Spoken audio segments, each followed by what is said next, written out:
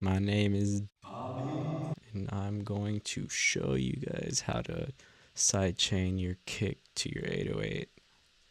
Alright, so if you don't know what sidechaining is, basically you're gonna have to just look it up. Alright, no, I'm just kidding, but really you're using one input to affect the other, and in this case we're going to use the kick drum to affect the amplitude of the 808. So let's get started. You don't need to get too technical with it. Just know it makes it sound better and cooler and doper.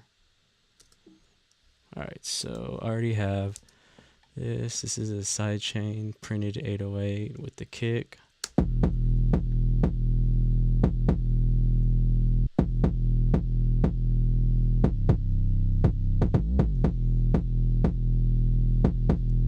So that's basically what we're going for. So I'm going to show you. This is a non-sidechain. The 808 is the same. It's just not sidechain to the kick. So I'm going to show you how we do this in Logic. See how it kind of fights a little bit. You can also see in the waveforms. Oh yeah, another thing I want to add while I have time is you always want to make sure your sound selection is on point before you get into this. Alright, so look at these wave files.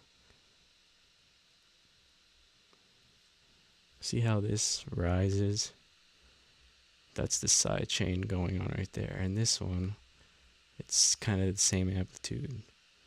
And then another, it's almost like a crescendo, if you know what I mean. Alright, so let's get this going. So I already have this compressor. All the settings are in, so let's take a look. We're gonna go with the basic Platinum Digital. Shout out to Logic for the dope ass compressors. Okay, so we got the ratio up high, up to limiting, and then I made the attack 0 milliseconds because I want that shit to work right away. Right when that kick hits, I want the 808 to duck. And then I got the release set at 16. The way I figured that out is I did a little bit of math.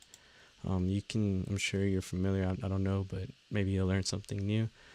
You can calculate delays and reverb times by doing 60,000 divided by the tempo of whatever you're working on. So I did that, and then I subdivided all the way down till I got to a fast release millisecond count, and I settled with 15.62. Maybe I could have gone 7 point whatever, but so I just rounded up to 16. That's really technical nerdy shit. So let's do that. So if you want, you can take a look, write that down or whatever. And yeah, so I'll let that sit there for a little bit so you can take a look.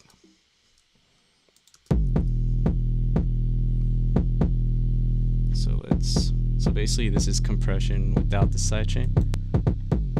So that's how heavy of compression we're doing. We're gonna adjust once we get that key in. And this is how we're gonna get the key in within Logic. They make it so easy.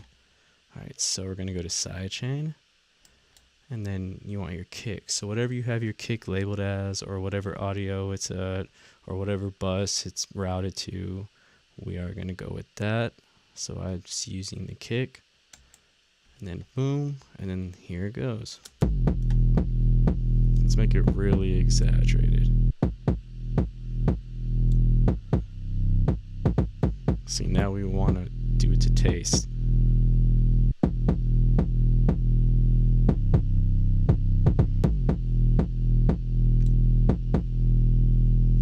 It's kind of cool. Without it,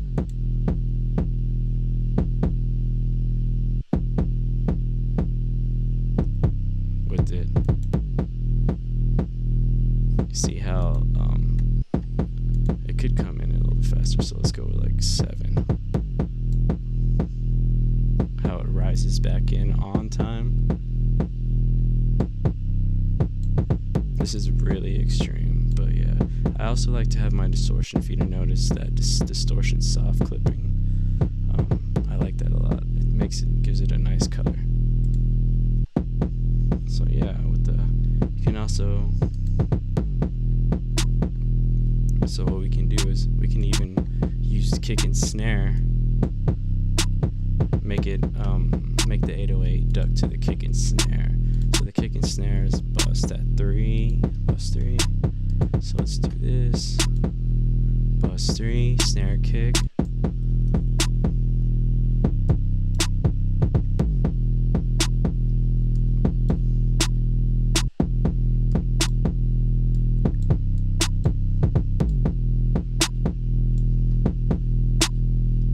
Okay, so yeah, you can even do it with hi-hats. I have it already going on right here. This is another one I made. Kind of the same stuff going on.